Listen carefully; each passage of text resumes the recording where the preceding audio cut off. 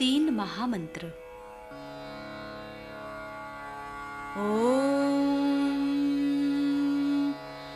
त्वमेव साक्षात् श्री महालक्ष्मी महासरस्वती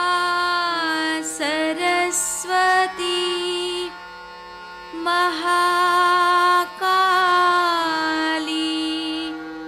त्रिगुणात्मिका कुंडलिनी साक्षात् श्री आदिशक्ति माताजी श्री निर्मला देव्यै नमो नमः। ॐ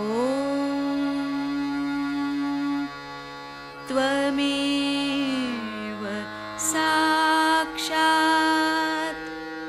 श्री कल्की साक्षात् श्री आदिशक्ति माताजी श्री निर्मला देव्यै नमो नमः। ॐ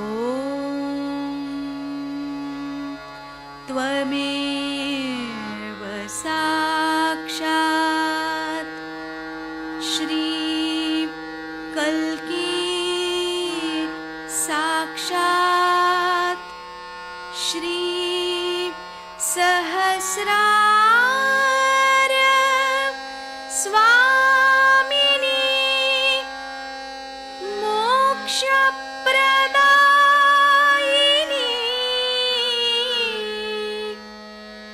माताजी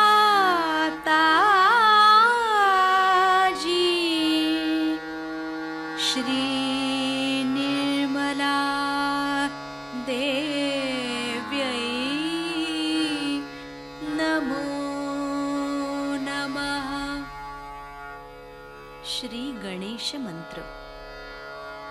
ओम त्वमेव साक्षात् श्री गणेश साक्षात् श्री आदिशक्ति माताजी श्री निर्मला देव्यै नमो नमः।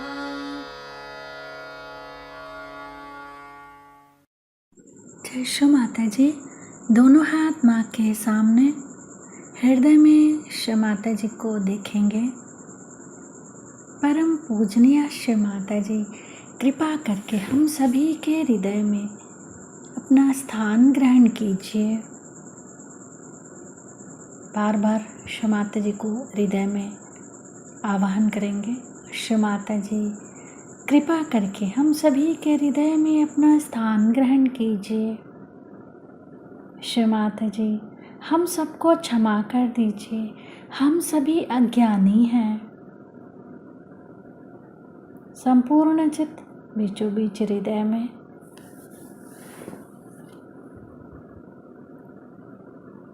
क्षमा रूपेण संस्थिता या देवी सर्वभूतेषु क्षमा रूपेण संस्थिता नमस्तस्यै नमस्तस्यै नमस्तस्यै नमो नमः।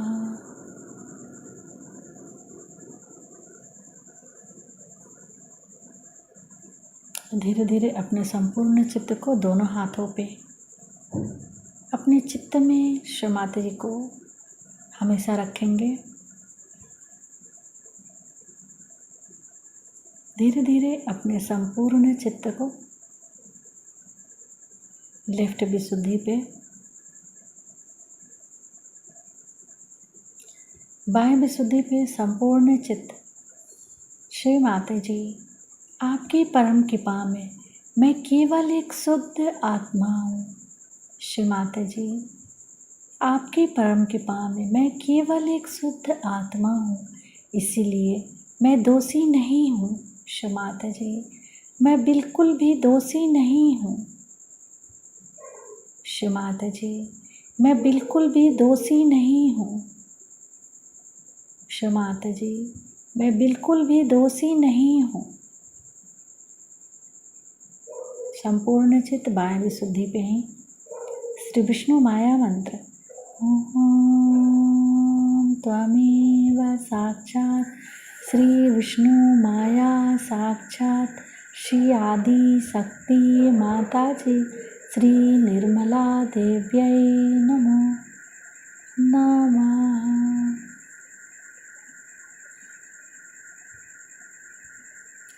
बाह्य विशुद्धि पर अपने चित्त को क्लॉकवाइज घुमाएंगे 7 टाइम्स।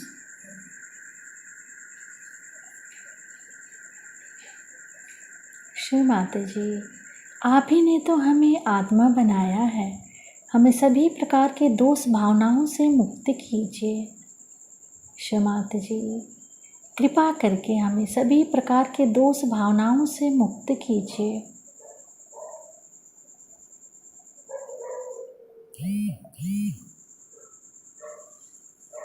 धीरे धीरे अपने संपूर्ण चित्त को लेफ्ट आज्ञा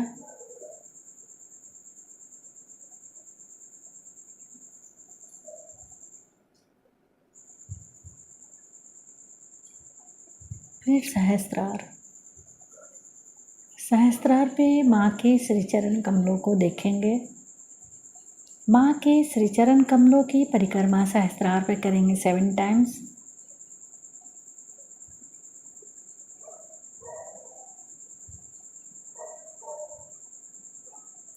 श्री माता जी, कृपा करके हमें निर्विचार कर दीजिए।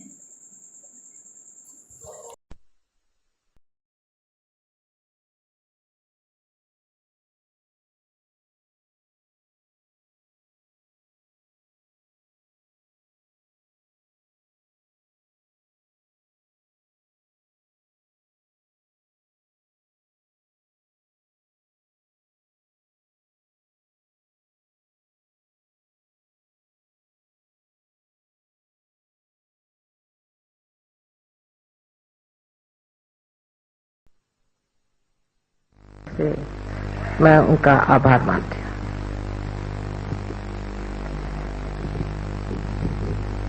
सहयोग की शुरुआत एक स्त्री से हुई थी, जो बढ़कर आज सागर स्वरूप हो गया है, लेकिन इससे अभी महासागर होना है। इसी महानगर में ये महासागर हो सकता है, ऐसा अब मुझे पूर्ण विश्वास हो गया है।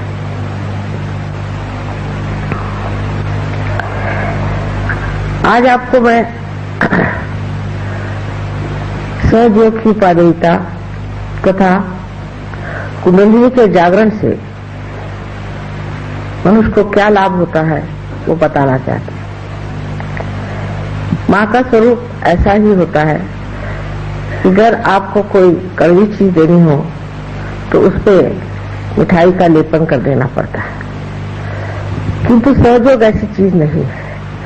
सहयोग तो लेपन भी मिठाई का है और उसका अंतर्भाग तो बहुत ही सुंदर है। सहयोग जैसे आपने जाना है, सहज, सह माने आपके साथ पैदा हुआ, ऐसा जो योग का आपका जन्मसिद्ध हक है वो आपको प्राप्त होना चाहिए। जैसे तिलक ने कहा था, बाल गंगाधर तिलक साहब ने हरी कोट में कहा था कि जन्म सिद्ध हक हमारा स्वातंत्र है, उसी तरह हमारा जन्म सिद्ध हक स्वतंत्र को जानना है। ये स्व स्वतंत्र हमारे अंदर परमात्मा ने हजारों वर्ष संजो कर प्रेम से अत्यंत सुंदर बना के रखा हुआ है, इसलिए इसमें कुछ करना नहीं पड़ता। सिर्फ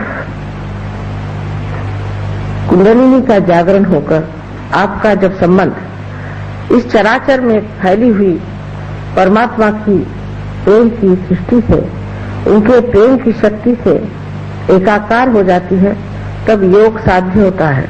और उसी से जो कुछ भी आज तक वर्णित किया गया है, जो संतों ने वर्णित किया हुआ है, जो मार्क्स ने कहा, जो बड़े बड़े तत्ववेत्ताओं ने कहा, उस परमात्मा के साम्राज्य की आपको प्राप्ति हो जाती है। ये सब कुछ आप ही के अंदर स्थित जो सुंदर रचना है उससे घटित होता है। आज आपसे जैसा कि मैंने बताया था, कुंडलिनी के माध्यम से हम कैसे नानाविध लाभ उठाते हैं उसके बारे में बताऊंगी। और दूसरी बात, एक विनती भी है कि जिससे हमारा आज तक कभी हित हुआ ही नहीं, और अगर हित ही हमारे लिए सबसे उत्तमोत्तम चीज है, तो सब कुछ छोड़ करके हमें अपने स्वार्थ में उतरना चाहिए। स्वार्थ का अर्थ भी हमारे पूर्वजों ने बड़ा ही सुंदर बताया है। स्व का अर्थ पाना ही स्वार्थ है, लेकिन हम स्वार्थ को उल्टी तरह से समझते हैं। जिसने स्व का अर्थ पा लिया वो स्वार्थ हो गया, और स्वार्थ पाते ही जो कुछ स्वयं के लिए हितकारी है वो तो होता ही है, और स्वयं से निगडित जो सब कुछ है उसका भी हित हो जाता है। सर्वप्रथम कुंडलिनी का जागरण होना जब शुरू होता है तो श्री गणेश मूलाधार चक्र में इसकी व्यवस्था करते हैं।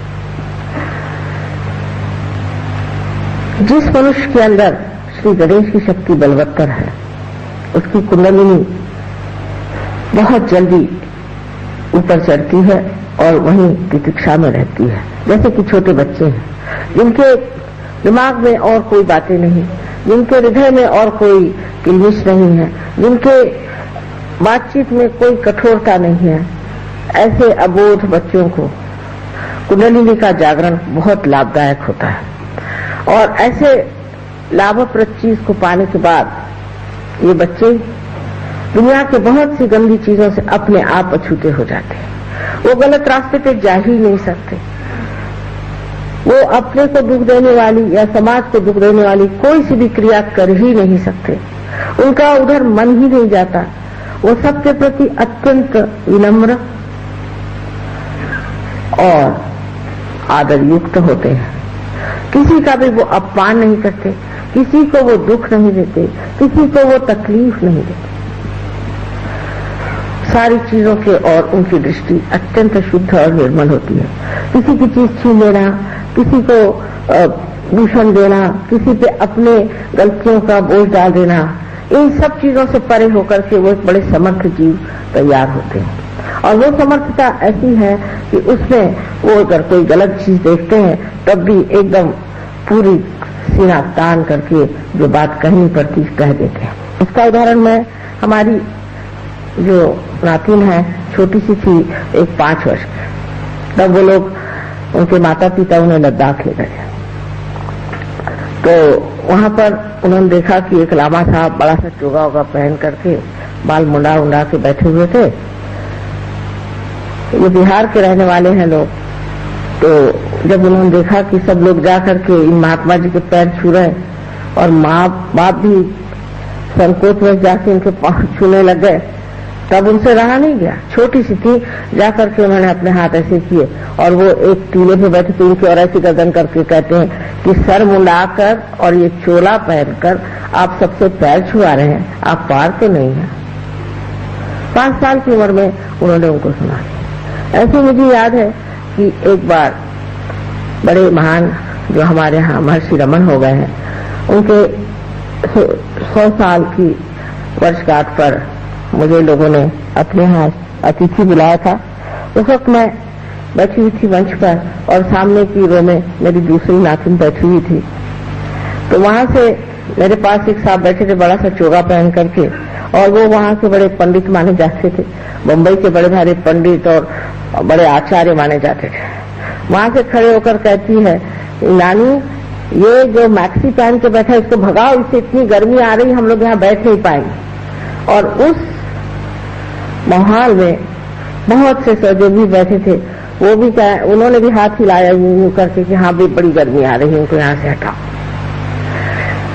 इसमें यह समझना चाहिए कि वो बच्चे जो कि अत्यंत विनम्र है, इतने सत्य प्रिय होते हैं कि जब देखते हैं कि असत्य को मंच पर बिठा दिया गया और सबके ऊपर उनका असर आ रहा है तो वो खड़े हो जाते हैं। इस प्रकार उनमें धर्म की दृष्टि आ जाती है कि जहां भी अधर्म होता है वहां वो खड़े हो जाते हैं।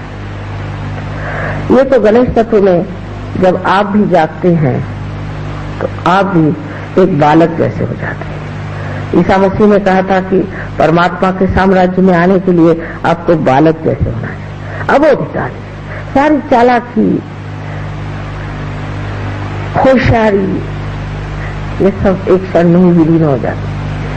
कभी कुंडली जागृत होती जब आपके अंदर गणेश जागृत होते हैं और गणेश जागृत होकर के अपनी मां की लज्जा रक्षा करते हैं और तब कुंडलिनी उनके आदेश से ही जागृत हो जाती है। अब जब कुंडलिनी उठ करके आपके स्वादिष्ठान चक्र में आती है तो आपके अंदर एक नया संसार बसने लग जाता है। सौंदर्य दृष्टि आपकी बड़ी तीक्ष्ण हो जाती है। एक साहब मेरे पास आए, कहना मेरे पास नौकरी वोकरी नहीं, पार तो हो गया। तो मैंने कहा कि तुम इंटीरियर डेकोरेशन का काम क्यों नहीं करते? वो कहा भाई मुझे तो लकड़ी, कौन सी लकड़ी क्या ये मालूम है, मैं इंटीरियर डेकोरेशन क्या करूं? मैंने कहा तुम करो तो सही। उन्होंने इंटीरियर डेकोरेशन किया, उसमें लाखोंपति हो गए। मैंने कहा सिर्फ जिस वक्त आप कोई चीज को, किसी भी सौंदर्यवान चीज को आप बनाने जाते हैं तो सिर्फ उसकी आप चैतन्य लहरियां देखिए। अगर उसमें से चैतन्य की लहरियां आ रही हैं तो समझ लेना चीज बन गई, और अगर नहीं आ रही है तो उसको मत बनाना। पर उनको बड़ा आश्चर्य हुआ कि वो बनाते गए और चीज सुंदर ही बनती गई। कहीं भी वाइब्रेशन ने उन्हें रोका, कहीं भी उनको ऐसा नहीं लगा कि यहाँ गर्मी आ रही है, यहाँ कोई तकलीफ हो रही है। वही सौंदर्य दृष्टि कभी कभी इस तरह से विकसित होती है कि जो लोग कभी भी कविता नहीं लिखते थे, गणितज्ञ हैं, कभी जन्म में कविता क्या उनको मालूम नहीं, वो ऐसी सुंदर काव्य रचना करते हैं कि देखते ही बनता है। जिन्होंने कभी भी हाथ में कुंचली नहीं ली, कुछ भी इन्होंने चित्रित नहीं किया, वो ऐसी सुंदर आकृतियां और ऐसे सुंदर विषय पर इतने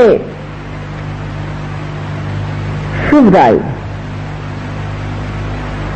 चित्र बनाते हैं कि सोचता है ये कहां से रवि वर्मा फिर से आ गई क्या इस संसार में? क्योंकि मनुष्य उसके तत्व में उतर जाता है और वो तत्व है सौंदर्य दृष्टि। सौंदर्य दृष्टि जो मनुष्य की होती है वो बाह्य होती है, लेकिन जब वो पार हो जाता है उसकी दृष्टि सूक्ष्म हो जाती है। उसको कोई अश्लील, भद्दी, सस्ती चीज अच्छी ही नहीं लगती। वो जो भी चीज बनाता है एकदम गहन बना के रख देता है। उसको समझने वाला भी आत्म साक्षात्कारी होना चाहिए।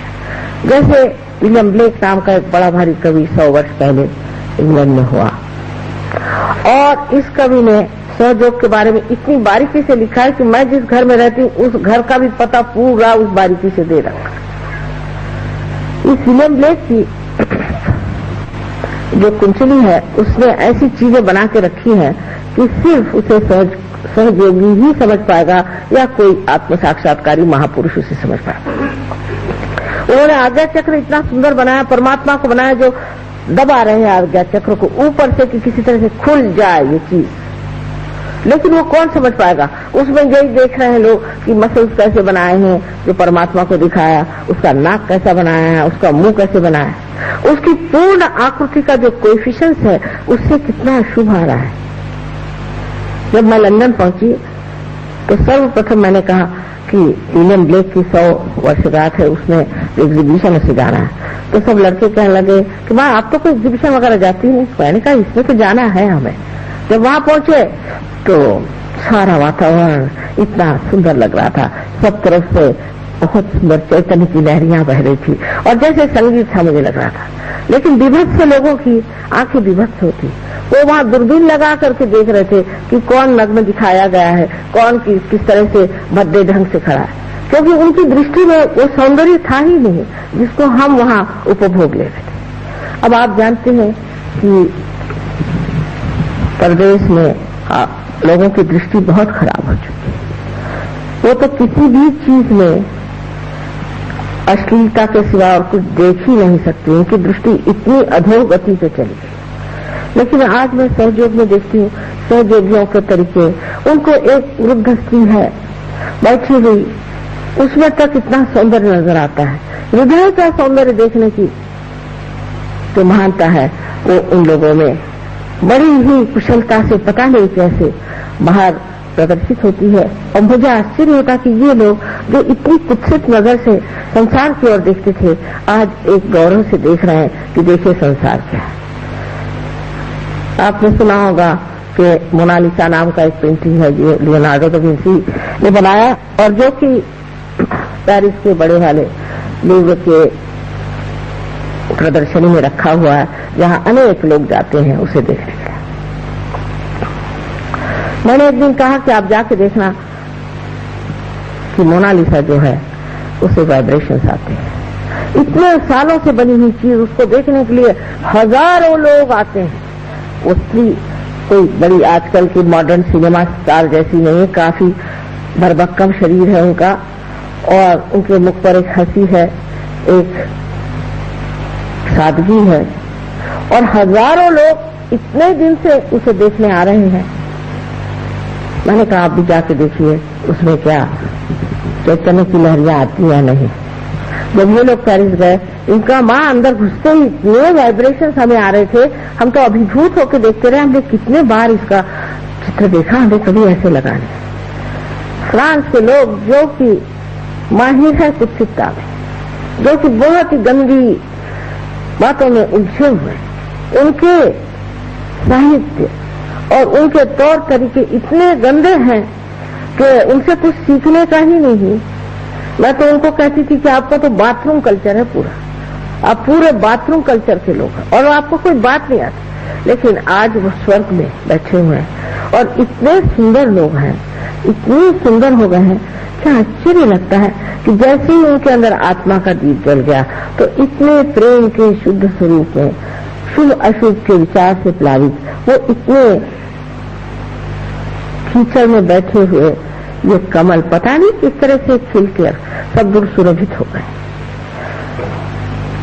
ये तो आपके स्वाधिष्ठान चक्र पे कुंडलिनी के आने से होता है, जिसको संगीत नहीं सुनाई देता। आप जानते हैं आप कि बहुत से लोग क्लासिकल म्यूजिक नहीं पसंद करते। अब ये तो ओंकार से आया हुआ हमारा भारतीय संगीत है। हम लोग बहुत लड़ते हैं कि हम भारतीय हैं, जिसको अगर हमारे यहाँ का संगीत नहीं समझ में आता, मैं तो उसको भारतीय किसी प्रकार भी नहीं मानता। इस मामले में हम लोग हमेशा विदेशों की ओर दौड़ते हैं, उनसे हम उनका संगीत सीखने का प्रयत्न करते हैं।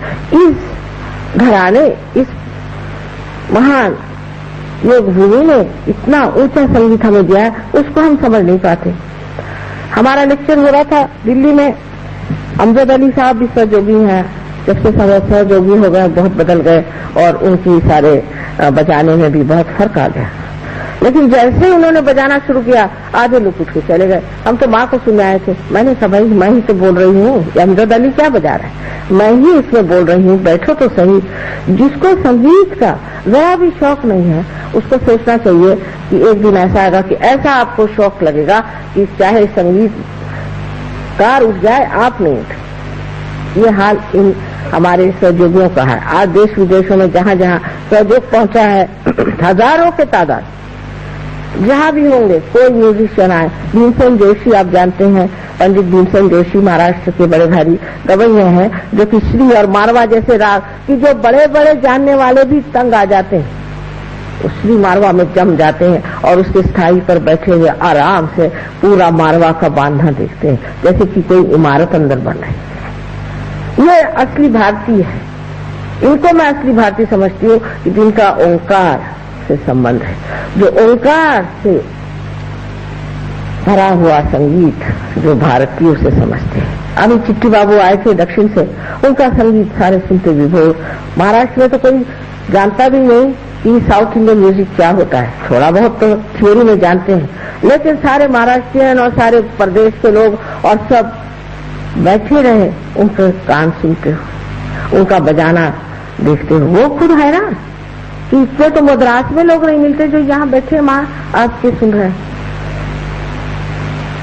उस सूक्ष्मता में मनुष्य उतर जाता है जहाँ संगीत का, कला का, किसी भी सर्जन का, क्रिएटिविटी का जो गाभा है, जो उसका अंतरंग है, उसे पकड़ लेता है, जहाँ आनंद टिका हुआ। वो कैसे होता है? क्योंकि जब आप कोई भी राग सुनते हैं, कोई से भी गाना सुनते हैं, कोई सा भी संगीत सुनते हैं, या आप कोई नाटक देखते हैं या कोई नृत्य देखते हैं, कोई भी चीज होती है, तब आपके अंदर विचार की श्रृंखलाएं शुरू हो जाती है। जैसे आज माँ आपका बोलेंगी, अब ये नृत्य चला, मतलब आप अगली बात सोचने लगे, या आप ये सोचते हैं कि भाई जिन्होंने नृत्य किया, अब इनका कहीं और नृत्य क्यों न किया जाए, बड़ा अच्छा नृत्य किया, ये किसने नृत्य किया। हर तरह के विचार आपके दिमाग में घूमने लग जाते हैं कि आप सोचते हैं कि इस नृत्य की छानबीन होनी चाहिए, और वो भी इस बुद्धि से, तो सारा आनंद उसका खत्म हो गया। जब आप किसी चीज के और देखकर सोचने लगे, तो उस चीज को बनाने वाला जो कलाकार है, उसने जो कुछ बनाया और उसमें जो आनंद उंडेला है, वो सब खत्म हो गया। आपके विचार ही चलते रहे एक के बाद एक। कोई सी भी सुंदर वस्तु है, जैसे कोई सुंदर सा बना हुआ कालीन है, अगर उस कालीन की ओर हम नजर करें, तो अगर हम देखते रहें, बस देखते रहें, और ये ना सोचे कि कितने का आया, कहाँ से आया, क्या हुआ, इसको कैसे ले लें, तो उसका जो आनंद है, उस कलाकार ने जिस आनंद से उसे बनाया था, वो पूरा की पूरा ऊपर से गंगा जैसे बह रहा था, गंगा ऊपर से बहता है। ये सिर्फ आत्म साक्षात्कार के बाद घटित होता है, क्योंकि आप निर्विचार में समाधिस्थ होने से आप उसको पा सकते हैं। आगे चल करके हम नाभि चक्र पे आते हैं। नाभि चक्र से ही कमल जैसे ब्रह्मा निकल करके ये सृष्टि करते हैं, जिनसे कि हम सौंदर्य दृष्टि को प्राप्त करते हैं। लेकिन जब हम नाभि चक्र पे आते हैं, तो नाभि चक्र ये हमारे खोज का चक्र है। नाभि चक्र से हमने खोज शुरू की। माने ये कि जानवर से ही सोच लीजिए कि उसने खोजना शुरू कर दिया। शुरू में वो खाना पीना ही खोजता रहा। जब वो मत्स्यावतार बन करके किसी ने एक कदम आगे बढ़ाया कि आओ जमीन पे आके देखो, तब उसमें कछुए जैसे जमीन पर चलने वाले, उसमें रेंगने वाले, इस तरह के जानवर तैयार हुए। ये खोज बढ़ते बढ़ते बढ़ते बढ़ते मनुष्य स्थिति में जब आ गई, तब उसके अंदर धर्म की जागृति हुई। धर्म की जागृति ऐसी हुई कि हमारे लिए कोई चीज धर्म है और कोई अधर्म है, ये बात सिर्फ इंसान ही सोचता है, जानवर कभी नहीं सोचता। हमारा जो एक छोटा सा सहयोगी एक दिन मुझसे पूछता है कि माँ अच्छा बताइए कि शेर के बच्चों को क्या होता होगा। मैंने कहा क्यों? क्योंकि शेर के बच्चों को शेर कहता होगा कि तुम ये गाय को खा लो, तो वो तो खाते होंगे, तो उनसे तो पाप हो जाएगा ना। मैंने कहा बेटा उनके लिए कोई पाप नहीं, क्योंकि वो तो पाश में पशु है, उनके लिए कोई पाप नहीं है। मनुष्य को ही पाप की भावना और मनुष्य को अच्छे बुरे की भावना अंदर से ही प्रकाशित हुई है। और यही धर्म जो है वो जिस वक्त हमारे अंदर जागता है, तब हम कहते हैं कि नाभि चक्र का धर्म 10 धर्म माने गए हैं। और इन 10 धर्मों पर जो बड़े बड़े 10 महान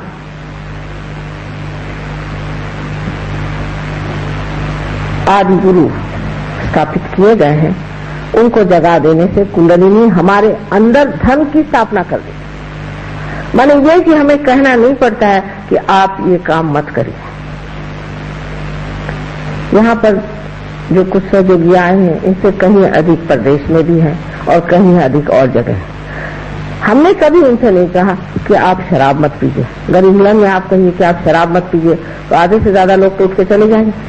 यहाँ भी कुछ ऐसा ही हाल होगा। लेकिन मैंने कभी नहीं कहा। मैंने ये भी नहीं कहा कि आप तंबाकू मत खाओ, मैंने ये भी नहीं कहा कि आप ड्रग मत लो। मैंने कहा इस गली में बस आ जाओ, और जैसे ही सहयोग में उन्होंने प्राप्त किया, दूसरे दिन से ड्रग छोड़ दिया।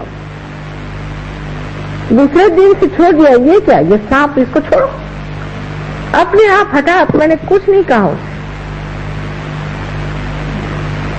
नाभि चक्र के जो कुछ भी दोष है, जैसे कि हम गलत गुरुओं के पास जाते हैं, एक गुरु के पास गए, जिसको देखो उसको हम नमस्कार करते फिरते। तो गुरु तत्व जो है वो नाभि के चारों तरफ स्वाधिष्ठान के माध्यम से फैला हुआ है। स्वाधिष्ठान उसके चारों तरफ घूमता है और उसकी जो परिधि बनती है उसमें हमारा गुरु धर्म बनता है। तो खोज में आदमी फिर गुरु के पास पहुंचा। पहले तो और जगह भी खोजता है, सत्ता में खोजता है, पैसे में खोजता है, इसमें खोजता है, उसमें खोजता है। जब वहां भी नहीं मिला तो चलो भाई किसी को गुरु बनाना चाहिए। तो वो गुरु बनाने की जगह जैसे हमारे घर में एक नौकर रख लेते हैं, उस तरह से गुरु रख लेते हैं। उनके यहाँ रसद रुपया जाते रहता है, इतना रुपया उसको दो, उसका इतना रुपया दो, उनका खान पीन देखो, उन लोग का खाना पीना देखो तो आश्चर्य होता है कि इतना कैसे खा लेते। उनकी ये व्यवस्था करो, उनकी वो व्यवस्था करो, और वो आराम से अपने बैंक में रुपया भेजते रहते। उनको भी एक इतना सा भी विचार नहीं आता कि मैं जो व्यवहार कर रहा हूँ क्या ये मेरे गुरु का व्यवहार है। और जो उनके शिष्य हैं, जो उनके आगे नतमस्तक होकर घूमते हैं, उनको भी विचार नहीं आता कि इसका चरित्र क्या है, गुरु जैसा है। इसका तो पूरे समय लक्ष्य हमारे जेब पे ही है, तो भी हम इसी की ओर क्यों दौड़ते जा रहे हैं। कहीं से कोई चमत्कार दिखा दे, कहीं कुछ ला दे, वो उसी के पीछे लोग चले जाते हैं। जब आपका गुरुधर्म टूटता है तब अधोगति की शुरुआत हो जाती है। तो जिस वक्त मनुष्य खोजने के बजाय इधर उधर भटकता है, जिसे मैं लेफ्ट साइड और राइट साइड कहती हूँ, जब वो लेफ्ट साइड की तरफ मुड़ने लग जाता है तो वो अपने सबकॉन्शियस और उसके बाद कलेक्टिव सबकॉन्शियस माने सुप्त चेतन और सामूहिक सुप्त चेतन में उतरता हुआ उस लोक में जहाँ जाता है जहाँ सब कुछ जो पहले मरा है, गत है, वो रखा हुआ है, पास्ट पूरा। और जो मनुष्य भविष्य की बात करता है, प्लानिंग करता है, आगे की सोचता है और उसमें खोजता है, सत्ता में खोजता है या वैराग्य में और अपने शरीर को तंग करके मैं को बड़ी भारी सिद्धि ले लूंगा, इस तरह की बातें सोचता है, वो राइट साइड पे चला जाता है। अब गुरु लोग लेफ्ट साइड वाले भी हैं, राइट साइड वाले भी हैं। इसी प्रकार कुछ ड्रग्स हैं जो कि राइट साइड में डाल देते हैं, कुछ लेफ्ट साइड में डाल देते हैं। अब आपको आश्चर्य होगा कि कैंसर जैसी बीमारी ये साइकोसोमैटिक कही जानी चाहिए। बहुत से लोग सोचते हैं कि कैंसर जो है ये सिर्फ शारीरिक बीमारी है, बिल्कुल भी नहीं, ये साइकोसोमैटिक है। आपके राइट साइड में आप अपना शारीरिक और बौद्धिक कार्य करते हैं और अपने लेफ्ट साइड में आप मानसिक कार्य करते हैं। अंग्रेजी भाषा तो ऐसी कमाल की है कि सबके लिए एक ही शब्द माइंड है, चाहे वो बुद्धि हो चाहे मन हो। तो आप जो मन का काम करते हैं वो आपकी लेफ्ट साइड है, जो आप बुद्धि और शरीर का काम करते हैं वो आपकी राइट साइड है।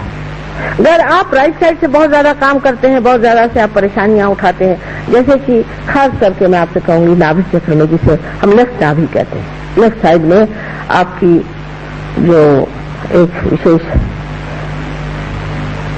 संस्था है जिसे स्प्लीन कहा जाता है, प्लीहा कहते हैं शायद हिंदी में, उसमें जब आप अति उसको इस्तेमाल करते हैं, मैंने इस तरह से कि सवेरे आप उठे, उठते ही साथ अखबार पढ़ा, अखबार पढ़ते ही साथ पहले वो गड़गड़ गड़गड़ होने लगा, स्पीडोमीटर है वो खिलने लग गया, इसको मारा उसको मारा, दुर्घटना हुई, ये वो अखबार विश्वामित्र जी के जो क्षमा करें किंतु सेंसेशनलाइजेशन जो शुरू हुआ है कि सनसनी खेज चीजों के, सनसनी बेचारा आपके पेट में जो बैठा हुआ ये स्पीडोमीटर है इस पे असर कर जाता। उसके बाद उठे, जल्दी जल्दी भागे, आपने सोचा कि चलो जल्दी से मोटर पकड़े और जाए, तो मोटर के सामने बहुत सारी चलाते चलाते जाम हो रहा है, कुछ हो रहा है, उसमें आप परेशान पहुंचते पहुंचते दफ्तर में पहुंचे, कब पहुंचे वहां से फिर परेशानियां, खाना ठीक से खाया ना, दीदी ने ब्रेकफास्ट दिया, मुंह में ठूसते हुए चले जा रहे हैं। ये सब चीजें आपको पता नहीं कितने नुकसान दे। इससे ब्लड कैंसर होता है। पहले जमाने में इस बांग्लादेश में भी पति खाना खाने बैठता था, आराम से नहा धो करके इत्मीनान से बैठते थे और पत्नी पंखा झलती थी, धीरे धीरे खाना परसती थी। उस पंखे के झलने में जो स्पीड थी वो स्पीड खाने की होनी चाहिए और वो धीरे धीरे चबा चबा कर खाते थे, इत्मीनान से खा करके, और फिर वहां जहां जाना है जाते थे। लेकिन अब तो वो चीज रह नहीं गई, वो तो अब चलता नहीं।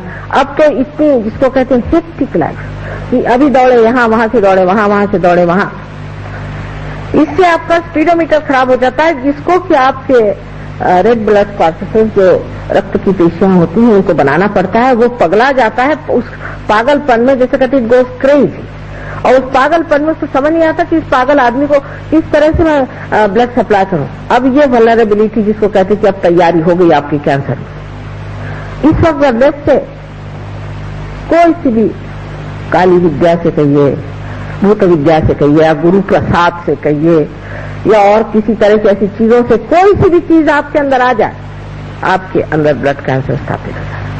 अगर कोई माँ इस तरह की हो कि जो रात दिन आफत में मची हुई है, आज पापड़ बेलना है, फिर कल और कुछ बनाना है, पति को वश में रखने के लिए औरतें यहाँ बड़ी होशियारी से काम करती हैं, तरह तरह के खाद्यान्न बनाना है, इसका प्लानिंग करना है, उसका प्लानिंग करना है।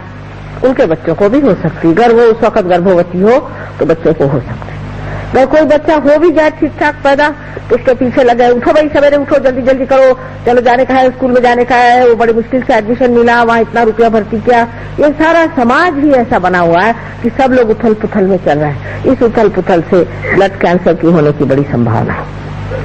हम तो इत्मीनान में बैठे रहते हैं, और इत्मीनान में बैठने से भी कोई चीज कम नहीं होती, सब चीज ठीक ठाक चलती। हमारे विचार से तो ऐसी कोई बात नहीं कि जिसके लिए मनुष्य इतनी जल्दी मचाए या हड़बड़ी करे।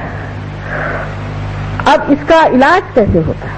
इलाज ये होता है कि जैसे ही कुंडलिनी आपके नाभि चक्र में आ जाती है तो शांति प्रस्तावित हो जाती है, मनुष्य शांत हो जाता है, शांतिपूर्वक सब देखते रहता है, और वो शांति उसको कहती है शांत हो जाओ, शांत हो जाओ। जैसे अब हमें तो जाना है ट्रेन में और बाकी सब परेशान है कि आपको जाना है, चलिए चलिए, आखिरी मिनट ये छोड़ वो छोड़। भाई मैंने कहा जाना मुझे क्या, आपको है, मुझे जाना। आप क्या बहुत एंशियस है कि मैं जाऊं? तो छोड़िए, आप मुझे जाने दीजिए, मैं आराम से। अब कभी कभी मजाक भी हो जाता है कि बहुत जल्दी पहुंचे, वहां देखा क्या कि प्लेन अभी 8 घंटे लेट है। मैंने पहले ही कहा था कि क्यों इतने जल्दी से आ रहे हो, घर से आराम से चलो, पहले पूछ ही लिया होता। लेकिन ये जो हड़बड़ी का स्वभाव है, जो हड़बड़ हमारे अंदर है, एक उसका उदाहरण मैंने दिया कि आजकल के वातावरण में किस तरह से कैंसर के आप एक उसके आमंत्रण के आंगन बन जाते हैं, जिससे कैंसर आप पे असर कर जाते हैं। अब लंदन में हमने 3-4 लोगों का ब्लड कैंसर ठीक किया, तो मैं ये नहीं कहूँगी कि मैंने किया, उनकी कुंडलिनी का जागरण करके वो ठीक हो गए, मैंने कुछ किया नहीं, उनकी कुंडलिनी जागृत हुई, वो ठीक हो गए। लेकिन इस हड़बड़ के सिवाय अनेक और प्रकार के हम दोष करते हैं, जैसे कि अब डॉक्टर लोग तो यहाँ से एक आप जानते हैं कि कितने बड़े बड़े डॉक्टर लोग हमारे साथ लगे हुए हैं, और इनको जब हम समझाते हैं तो ये ऐसे मुंह फाड़ के देखते हैं बात को कि माँ कैसे कह रही है, किंतु हम इसे सूक्ष्मता से जानते हैं। आपके अंदर जो सूक्ष्म चीज है वो ये समझना चाहिए कि आपके शरीर में शांति होनी चाहिए, आपके मन में शांति होनी चाहिए, आपके सारे अंग जो है शांति से बने होने चाहिए। हड़बड़ी करने से इस तरह का रोग हो जाता है। पर इससे भी बढ़ के गहन बात एक ऐसी बताऊं, सूक्ष्मता, कि आपके यहाँ भी अभी कुछ डॉक्टर्स बैठे होंगे जो नहीं जानते हैं, न मानते भी शायद न हो, कि जिस वक्त ये स्वादिष्टान चक्र चलता है, इसको एक तो पेट के जितने भी ऑर्गन्स हैं उनको संभालना पड़ता है। मैंने लीवर हुआ, आपके पैंक्रियाज हुआ, और स्प्लीन और किडनीज आदि सबको संभालना तो पड़ता ही है। इसके अलावा ये जो सर में, इसे मेंदू कहते हैं, जो मेद से बनता है, ये जो ब्रेन हमारे सर में है, इस ब्रेन के लिए इसको ग्रे मैटर, पेट की जो फैट है उसको परिवर्तित करके, ट्रांसफॉर्म करके अपने ब्रेन में भेजना पड़ता है। ये उसका मुख्य काम नहीं है, एक और काम है। लेकिन जब आदमी बहुत सोचता है, आगे की सोचता है, प्लानिंग करता है, ये करता है, वो करता है, सबसे बड़ी उसकी खोपड़ी सोचती रहती है, तब ये कार्य एकमात्र उसे करना पड़ता है और बाकी सब काम बिल्कुल ठप हो जाते हैं। इसीलिए लोगों को लीवर का ट्रबल हो जाता है। खासकर मैं देखती हूँ कि आपके कलकत्ते में लोगों को लीवर की बीमारी बहुत ज्यादा है, क्योंकि सूर्य नाड़ी है और सूर्य नाड़ी बहुत चल जाने से मनुष्य को सूर्य की जहाँ बहुत और ताप हो और ऊपर से सूर्य नाड़ी बहुत चल जाए तो जरूरी है कि बेचारे इस स्वादिष्टान चक्र को इतनी मेहनत करनी पड़ती है कि वो जो एक लीवर है उससे वो देख नहीं पाता, इसलिए यहाँ लोगों को लीवर की बीमारी हो जाती। फिर डॉक्टरों ने उसका नाम बनाया माइग्रेन। माइग्रेन कोई चीज है नहीं, सब बेकार की बातें। इसमें सिर्फ आपका लीवर खराब होने से माइग्रेन होता है या आप किसी भूत से पीड़ित हो तो भी हो सकता है। ये तो लेफ्ट साइड बात हुई, ये तो राइट साइड की बात में कर रहे हैं। तो इस तरह से आपकी शारीरिक तकलीफें इसलिए ठीक हो जाती हैं कि आप निर्विचार हो जाते हैं। सहयोग में आप विचार बहुत कम करते हैं, विचारों से परे आप रहते हैं। तो जब प्रेरणात्मक जो विचार आता है उस विचार से ही आप बोलते हैं और उसी विचार पे आप चलते हैं। विचार एकदम जैसे कि रुक जाते हैं, एक विचार उठता है गिर जाता है, दूसरा विचार उठता है गिर जाता है, इसके बीच में जो जगह है उसे विलंब कहते हैं। ये विलंब जो है ये वर्तमान है, आज अभी इस वक्त इस क्षण ये जगह है। हम या तो आगे की सोचते हैं पीछे की सोचते हैं, तो इसी के कमान पर, इसी के कस पे हम कूदते रहते हैं। हमारे पूरी समय मस्तिष्क चलते रहता है, खोपड़ी हमेशा घूमती रहती है और उस वक्त बेचारा स्वादिष्टान मेहनत करके और इस मेद की पूर्ति करने के लिए हर समय तत्पर हो जाता है। फिर आपको डायबिटीज होता है। डायबिटीज भी इसी से होता है कि आप पूरी अपनी शक्ति जो है स्वादिष्टान की अपने सोचने में लगा देते हैं। देहात में मुझे पता नहीं यहाँ है या नहीं, पर हमारे महाराष्ट्र में तो लोग इतनी चीनी खाते हैं देहात में कि कहते हैं कि चम्मच खड़ा हो जाना चाहिए चीनी में, तब कहीं चीनी पड़ी, नहीं तो क्या ये पीने की चाय है या दूध है। इतनी चीनी खाते किसी को डायबिटीज नहीं होता। देहात में किसी को डायबिटीज होता ही नहीं, शहर वालों को ही क्यों होता है। और जो टेबल पे बैठ करके रोज प्लानिंग बनाते रहते हैं और सबका कबाड़ा करते हैं, उनको क्यों होता है? उन्हीं को ये बीमारी क्यों होती है? वजह ये कि आप जरूरत से ज्यादा सोचते, इतने सोचने की कोई जरूरत ही नहीं। पर अगर कोई कहे कि मत सोचो तो हो ही नहीं सकता। एक साहब स्विट्जरलैंड में आए हमारे पास, डॉक्टर साहब नहीं बैरिस्टर थे, अब तो वो सहयोग में आ गए। वो एक अल्जीरिया के बहुत बड़े बैरिस्टर हैं, वो स्विट्जरलैंड में आए और मुझे कहते हैं कि माँ चाहे मेरी गर्दन काट दो, चाहे मेरा सर फोड़ दो, पर ये विचार ठहराओ मैं पागल हो जाऊंगा। आज पार होकर के बहुत बड़े आदमी हो गए और अब उनका सारा कुछ डायबिटीज वगैरह सब खत्म। उसके बाद आप हाई ब्लड प्रेशर भी इसी से होता है, क्योंकि किडनीज निगलेक्ट हो गई, किडनीज को आपने देखा नहीं, इसको संजोया नहीं, तो वो भी आपको बीमारियां हो। अनेक बीमारियां इसलिए होती है और सहयोग से जबकि कुंडलिनी आपके नाभि चक्र को प्लावित करती है तो एकदम सारी ये बीमारियां भाग जाती और आपका चित्त बीच में स्थिर हो जाता है। जब आपके अंदर धर्म शक्ति जागृत हो जाती है तभी फिर हम कहते हैं कि लक्ष्मी तत्व से आप महालक्ष्मी तत्व में उतरते हैं। जैसे कि जहां जहां लोग ऐसे वाले हो जाते हैं, एक्सीडेंस आ जाता है, वहां वहां वो अजीब पागलपन में घूमते हैं।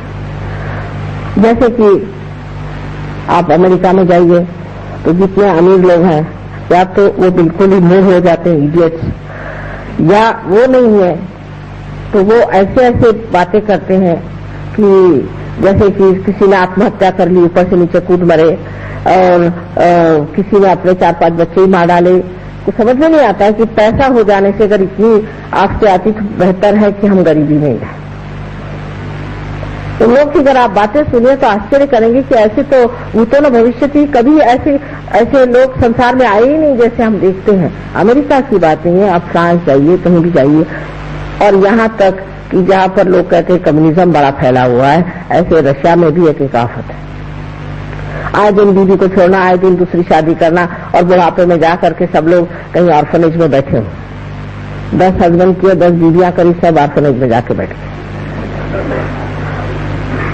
ऐसा समाज तैयार हो जाता है। ऐसे धन को पाने से वो लक्ष्मी स्वरूप नहीं होता। अब लक्ष्मी की व्याख्या जितनी सुंदर बनाई हुई है हमारे पूर्वजों ने हमारे लिए, कि लक्ष्मी जो है वो एक कमल दल पे खड़ी है, मैंने किसी पे अपना असर नहीं डालती, हल्के फुल्के, कोई जाकर के बड़ी सी मोटर ले जाकर के किसी को दिखाती नहीं है, लक्ष्मी स्वयं होकर के भी। और एक हाथ उनका दान और एक हाथ उनका आश्रय में होता है, इससे वो लोगों को दान देती हैं और एक हाथ से आश्रय देती है। और 2 हाथ ऊपर में जिससे है, जिसमें कि 2 हाथ में कमल है गुलाबी रंग के। गुलाबी रंग का लक्षण होता है कि उनके हृदय में प्रेम है सबके प्रति। इस कमल का यह अर्थ होता है कि ये कमल में अगर भंवरा जिसके अंदर इतने कांटे होते हैं और काला कदम में आकर के भी उसमें बैठ जाए तो भी वो अपने अंदर उसे समा लेता है, अपनी सुंदर शैया पे सुला लेता है। वही लक्ष्मीपति हो सकता है जिसमें ये गुण है, लेकिन पैसे वाला मैं उसको लक्ष्मीपति नहीं मानती। अगर किसी गधे के ऊपर अगर आप रुपया टांग दीजिए तो क्या वो लक्ष्मीपति हो सकता है? लक्ष्मीपति होने के लिए कम से कम ये 4 गुण मनुष्य में होने चाहिए। इस तरह की लक्ष्मी जो है फिर जागते जागते महालक्ष्मी तत्व को आती है, तब मनुष्य खोजने लग जाता है, और जब वो खोजने लग जाता है तब वो ऊपर की ओर उठता है। जिस वक्त वो उठता है तब श्री जगदम्बा जो है वो हमारे हृदय चक्र में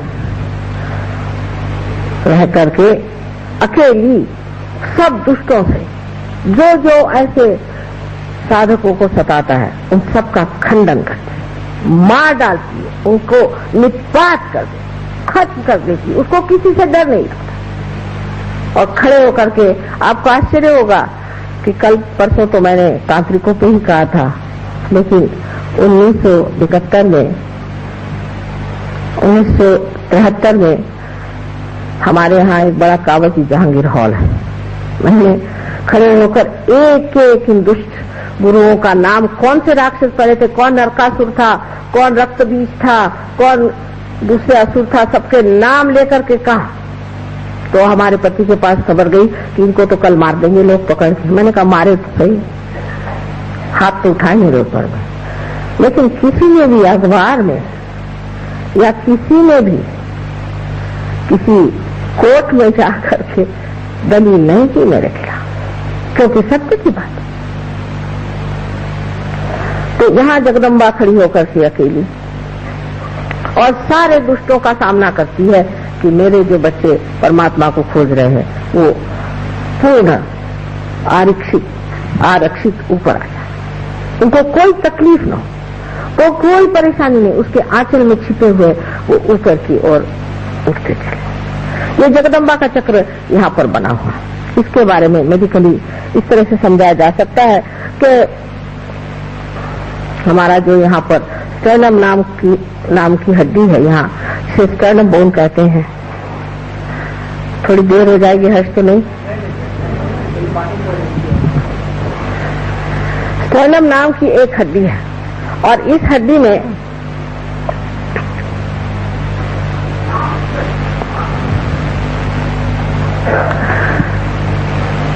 जगदम्बा जो है, जिसको कि भ्रमरांबा कहती है, वो भ्रमर बनाती है,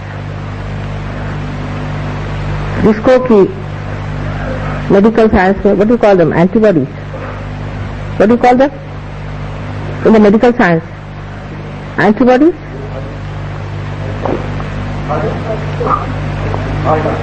what is, क्या करें, हाँ, उन लोग का उलट लाभ रहता है। एंटीबॉडीज क्या हुआ, बहरहाल जो भी हो, एंटीबॉडीज यहाँ पैदा हो जाती है। और ये जो होती हैं, ये अगर कहीं से भी हमारे अंदर आक्रमण हो तो उस आक्रमण को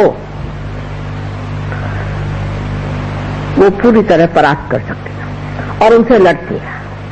ये हमारे स्टर्नम बोन में 12 वर्ष की उम्र तक बनती है और उसके बाद सारे शरीर में फैल जाती है।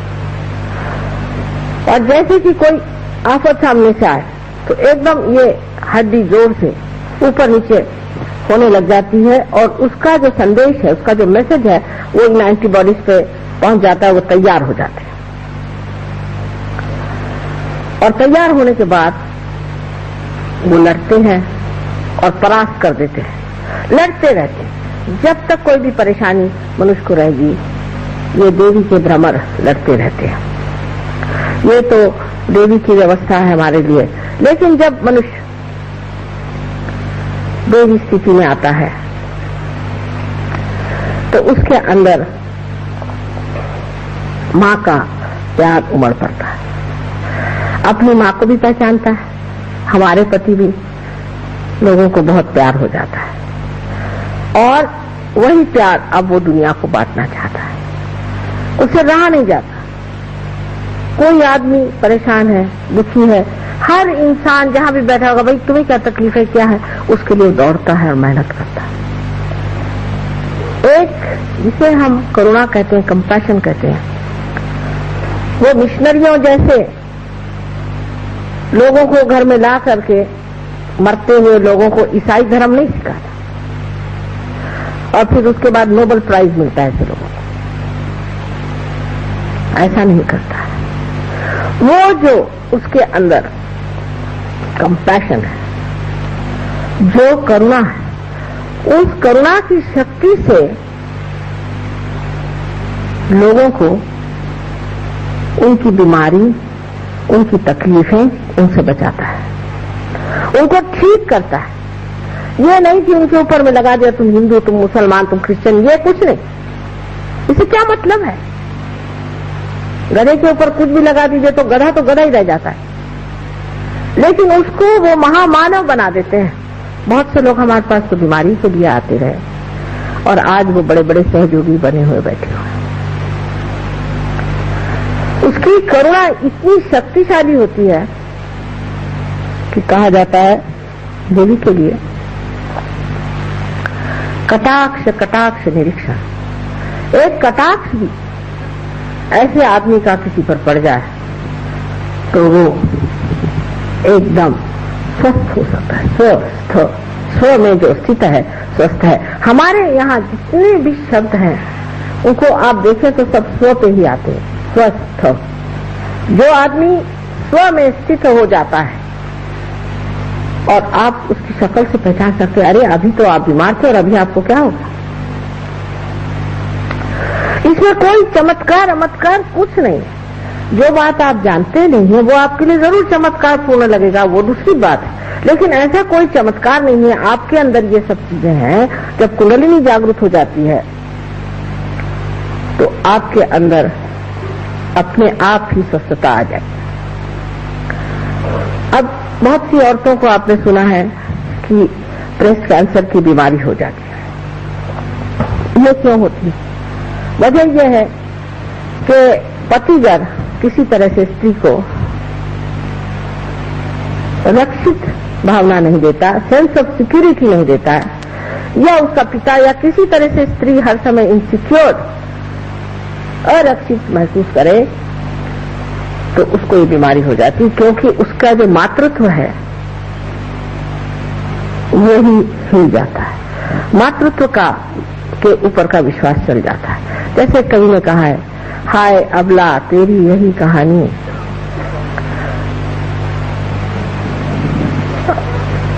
आंचल में है दूध और आंखों में पानी। ऐसी बात है कि स्त्री के जब आरक्षित स्वभाव को आप हिला देते हैं तो उसको ये बीमारी हो जाती है। वो शायद इसको जानती ना हो। अब राइट साइड में जो हमारे, जिसे हम कहते हैं कि राइट हार्ट, हालांकि हार्ट राइट में नहीं होता है, लेकिन इसका जो हार्ट चक्र का, हृदय चक्र का, इसे अनहत भी कहते हैं, जो राइट हिस्सा है उसमें अगर त्रुटियां आ जाए तो अस्थमा की बीमारी हो जाती है। अब ये श्री रामचंद्र जी का चक्र है।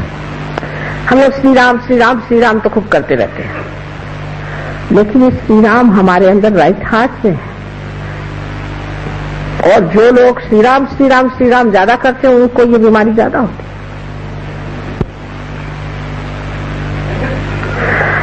इसका और एक कारण है, श्री राम हमारे पिता है। हमारे अगर पिता का स्थान किसी तरह से खराब हो गया हो,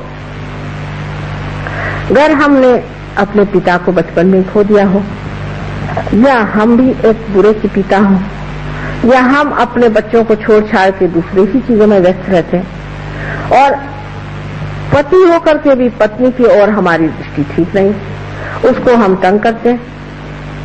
पत्नी की तरफ से अगर हम परेशान हैं तो भी, जैसे कि श्री राम वन में भटकते रहे, ऐसे अब जो मनुष्य अपने पत्नी के लिए भी वन में भटक रहा हो, या पत्नी की तरफ से तकलीफ पा रहा हो, या तकलीफ दे रहा हो, तो पति और पिता का स्थान श्री राम का जो चक्र है, जिसे हम राइट हार्ट कहते हैं, उसके कारण ये बीमारियां हो सकती हैं। हमारे अंदर अनेक सी बीमारियां ऐसी जो बहुत सहज में ठीक हो सकती हैं। अगर आपने श्री राम को खड़ा कर दिया तो फिर आपको अस्थमा कैसे हो सकता है? लेकिन सबसे ज्यादा ये बीमारी जो सरकारी नौकर है, ब्यूरोक्रेट्स, या जो सत्ताधीश है, या सत्ता से गिर गए पर अभी सत्ता के पीछे लगे हुए हैं,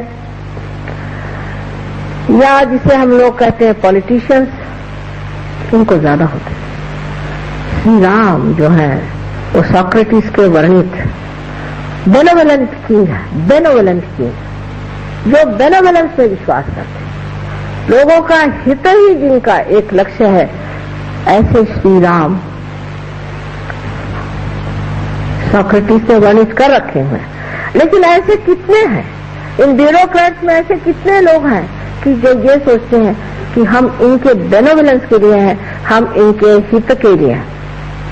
हिंदुस्तान में तो जो सुनिए तो भगवान ही बचाए रखे, मुझे तो समझ नहीं आता इन ब्यूरोक्रेट्स का क्या हाल होने वाला है और इन पॉलिटिशियंस का भी क्या हाल होने वाला है। बड़ी घबराहट होती है एक माँ की दृष्टि से, क्योंकि एक छोटी सी चीज है, एक जमीन खरीदी है, तो उन्होंने कहा कि माँ ये तो मिल नहीं सकती जमीन। मैंने कहा क्यों भाई, पैसे दे रहे फिर जमीन क्यों नहीं मिलेगी? ना, उसमें आपको वो पैसे खाते हैं।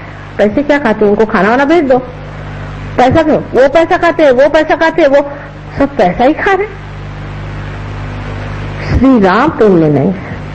श्री राम का भजन करने से आप हितकारी राजा नहीं हो सकते। हितकारी जो राज्य करेगा वही इंसान श्री राम का साम्राज्य में भी उनका सेवक हो सकता है। इसमें से कोई लोग हैं, उनको इस कदर भूत सवार होता है कि इस चोर को पकड़ो, उस चोर को पकड़ो, उस चोर को पकड़ो, एकदम पागल के जैसे लग जाते। इस पकड़ धक्कड़ में खुद ही उनके अंदर श्री राम लुप्त हो जाते। श्री राम ने जो सबका उद्धार किया था, उनकी जो उद्धारक शक्ति है वो आपके अंदर जागृत हो जाती है। जैसे कि वाल्मीकि का उद्धार हुआ, अहिल्या का उद्धार हुआ, और वो प्रेम की शक्ति जहाँ की शबरी के देह इतने प्रेम से खाए, इतने चाव से खाए, वो सादगी जहाँ पैर के चप्पल उतार करके, जूते उतार करके और जमीन पर चल करके घूमते रहे।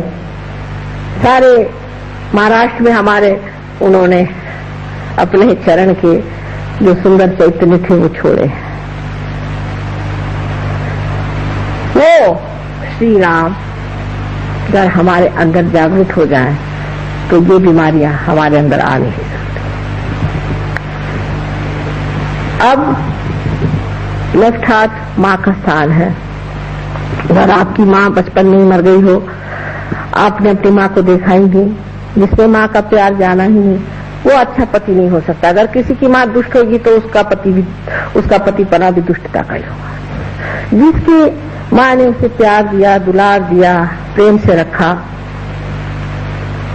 वही पति अपने पत्नी को भी प्यार कर सकता है।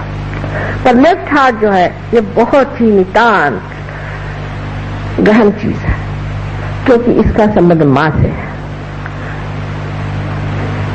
जैसे आप जानते हैं कि भारतीय संस्कृति माँ पर आधारित है,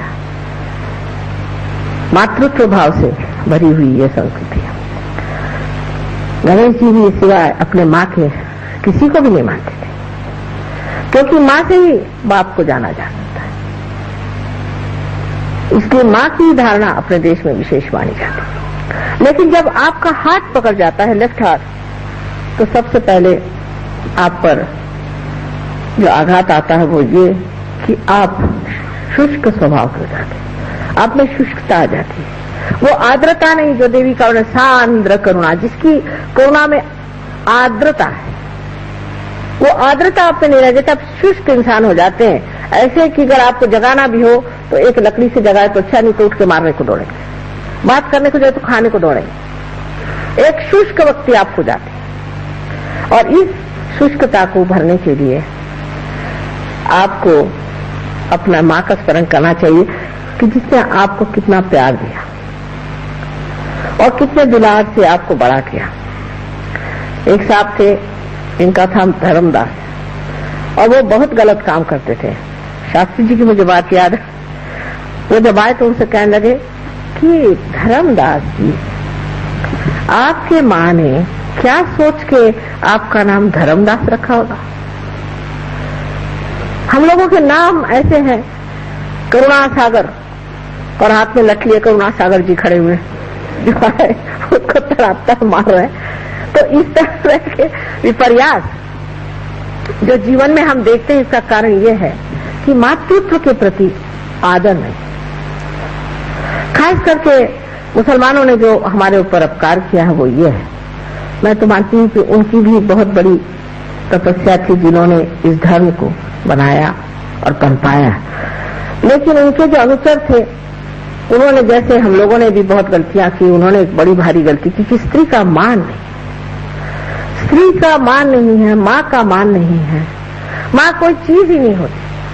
हाँ, अगर माँ दुष्ट हो, खराब हो, उसके अंदर गंदगी हो, वो बुरी चीजें करती तो ठीक है, उस माँ को भी, जैसे भरत ने अपनी माँ को सुनाया था और उसको दूर रखा था, उसको छोड़ करके और राम की पादुकाएं लेकर के जिन राम राज्य किया था, वो बात दूसरी।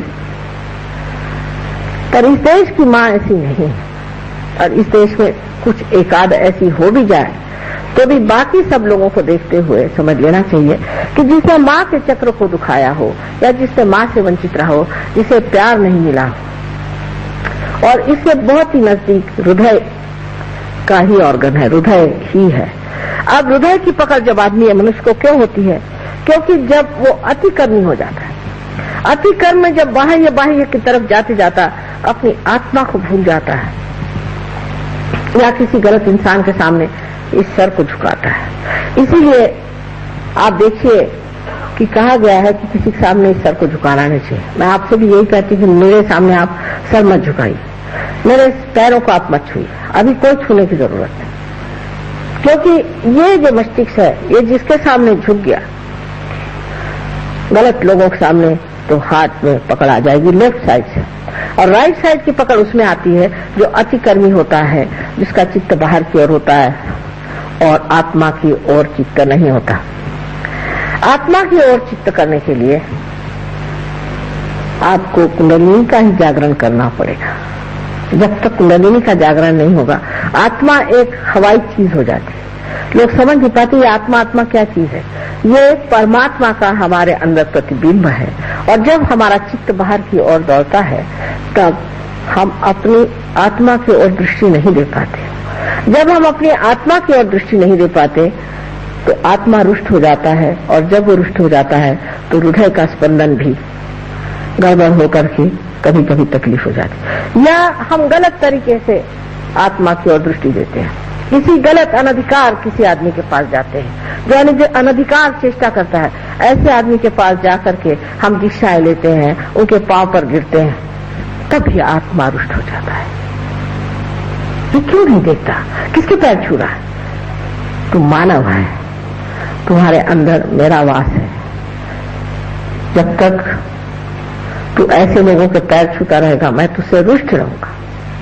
इसलिए आत्म साक्षात्कार के बाद ही ये सब व्याधियां छूट सकती हैं, नहीं तो नहीं छूट सकती। एक महाशय हमारे पास आए थे, वो कहीं रोटरी क्लब के प्रोग्राम में मिल गए, उन्हें पूछने लग गए, माँ हमारे हार्ट से हमें तकलीफ अंजाना की और हम जा रहे हैं ह्यूस्टन, तो बहुत रुपया पैसा खर्च होगा, अगर आप मेहरबानी करें। हमने कहा आ जाइए। पूना में हमारे पास आए, पूना में आ करके और उन्होंने हमसे कहा कि आप हमारा कुछ इलाज करिए। हमने कहा अच्छा। उनकी जो हमने कुंडलिनी जागृत कर दी तो एकदम से उनको थोड़ा सा दर्द हुआ, तो उनकी तब फिर से हार्ट अटैक आ गया और मैं उठ के चल दी, मुझे दूसरी जगह जाना, जैसे कहते ना रमते राम वैसी। जब मैं बाहर जाने लग गई तो वो एकदम बड़े दुख में भरे मुझे देखने लगे कि माँ ऐसे कैसे छोड़ के जा रही। मैं वापस आया, मैंने कहा भाई तुम ठीक हो गए, जाके डॉक्टर को दिखाओ। ठीक हो गया, मैंने कहा जाओ दिखाओ। जब डॉक्टर के पास गए तो डॉक्टर कहता भाई ये तुम्हारी एक्सरे थे क्या, और अच्छे घूम रहे हैं आजकल। ऐसे बहुत से लोग ठीक हो गए, लेकिन मैंने उसमें कुछ नहीं किया, सिर्फ आपका चित्त जो है आत्मा की ओर आकर्षित हो। पर इन महाशय को तो दूसरी बीमारियां थी, वो सब गलत सलत लोगों के पीछे दौड़ते थे और उन्होंने मंत्र भी गलत लिए थे। जब मंत्र आप गलत करें तो लेफ्ट विशुद्धि और हार्ट इसकी जब पकड़ हो जाती तो अंजाना की बीमारी हो जाती है। लेकिन अगर आपका हृदय ऐसी चीजों की ओर नहीं खींचता है, परमात्मा की कृपा से कहिए, पूर्व जन्म के सुकृत से, किसी भी तरह से ऐसी जगह आपका दिल नहीं जाता है। ये तो पाखंडी है, ये तो झूठा है, ये तो ढोंगी है, इसके पास नहीं जाने का मुझे। तब हृदय सच्चे रहता है। दास कबीर जतन से ओढ़ी, जैसी की तैसी रख दीनी चदरिया। जब ऐसे घटित होता है तब हार्ट अटैक आने की कौन सी बात है? आत्मा संतुष्ट है आपसे, आप धर्म में बैठे हैं, जब मौका आएगा कुंडलिनी जागृत होगी और आप पटाख से पालेंगे, जिसे आत्म साक्षात्कार कहते हैं। आज समय बहुत हो गया है, लोग भी शायद परेशान हो गए। विषय तो बहुत लंबा चौड़ा है, हर एक चक्र पे ही बोलना चाहिए। विशुद्धि चक्र जो है श्री कृष्ण का चक्र है, इसमें 16 कलाएं हैं। इसी प्रकार 16 सब प्लेक्ससेस, जिसको कि हम पंखुड़ियां कहते हैं, हमारे अंदर है।